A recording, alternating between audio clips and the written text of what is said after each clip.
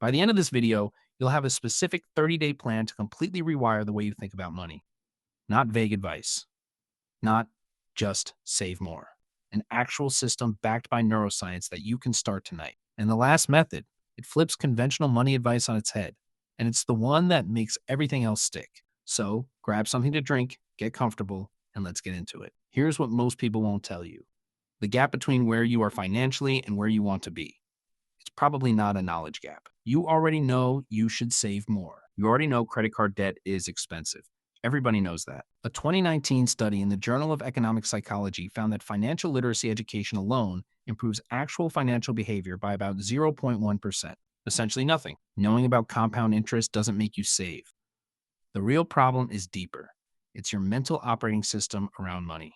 And the good news, the research says you can meaningfully rewire it in about 30 days. Here's how. The first thing you're going to do is dead simple. 5 minutes a day. And it'll feel strange at first. You're going to journal your earliest money memories, not your current budget, not your goals, your memories. What did money feel like in the house you grew up in? What did you see? What did you hear? Whispered arguments behind closed doors, a parent's head in their hands at the kitchen table, bills spread everywhere. Brad Klontz, a financial psychologist at Creighton University, coined the term money scripts, unconscious beliefs about money formed before you turn 10 that quietly run your adult financial life. His research found these scripts are equally present and equally destructive whether you earn $40,000 a year or $250,000. Income doesn't fix the underlying code. Farnoosh Torabi knows this firsthand. She grew up in Reading, Pennsylvania in the 1980s with immigrant parents who were financially precarious. She landed a TV production job in New York City in her 20s, earning around $35,000 a year, more than her parents ever made. But she still lived in constant financial terror. It wasn't until she wrote out her earliest money memories that she traced the fear to one specific image. Her father at the kitchen table, age 6, head in his hands, bills spread everywhere. Her words, I realized I wasn't making financial decisions. I was making fear decisions. A 2018 study in the Journal of Financial Therapy found that people who completed structured financial journaling reported a 31% reduction in money-related anxiety after just 4 weeks. 5 minutes a day. You surface the script, and it loses its power. Now here's where it gets interesting. Once you've identified the old story, you need to connect with the person your money decisions actually affect most, your future self. And here's the problem. Your brain treats your future self like a stranger, literally. Researchers at UCLA put people in brain scanners and asked them to think about themselves in 20 years. The neural regions that lit up were the same ones that activate when you think about a random person on the street, not the regions for thinking about yourself. Your brain doesn't feel like future you is you. That's why saving for retirement feels abstract and buying something today feels urgent. Hal Hirschfield at UCLA Anderson ran an experiment using digitally age-progressed avatars. Participants saw themselves at 70 years old, wrinkles and all. Then they made financial decisions. The control group allocated about $74 a month toward retirement. The group that saw their aged face, $178, more than double, from one visualization exercise. You don't need fancy avatar technology. Write a letter to your future self. Be specific. Where do you live?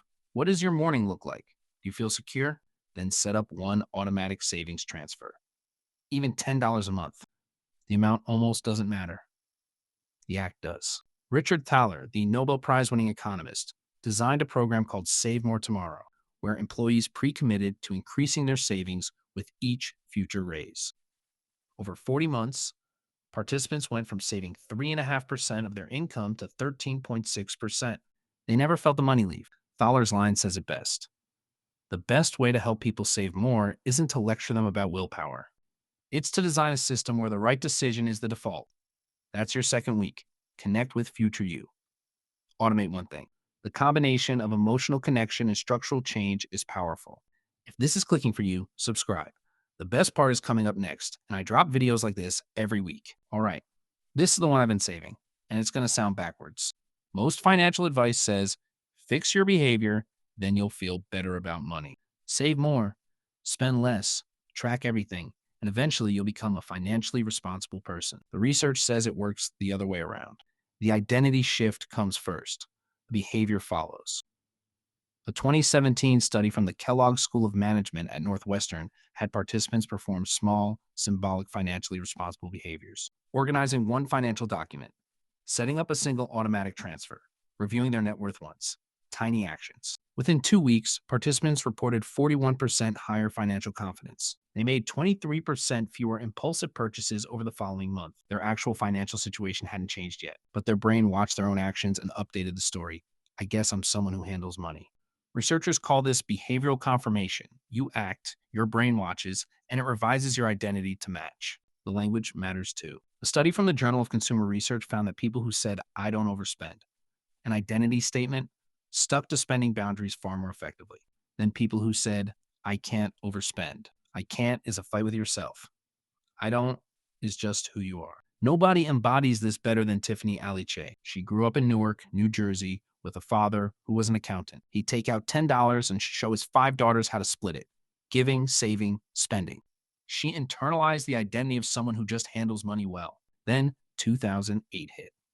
She lost her teaching job. A man she trusted stole $35,000 from her, her entire cushion. She lost her condo, moved back in with her parents at 30. And here's the detail that changes everything. The turning point wasn't a new budget. It wasn't a new job. It was the moment she said to herself, I am still someone who handles money well. I am just someone who handles money well who is currently broke. The identity came before the recovery. From that framing, she built a nonprofit that helped over 1 million women save more than $100 million collectively.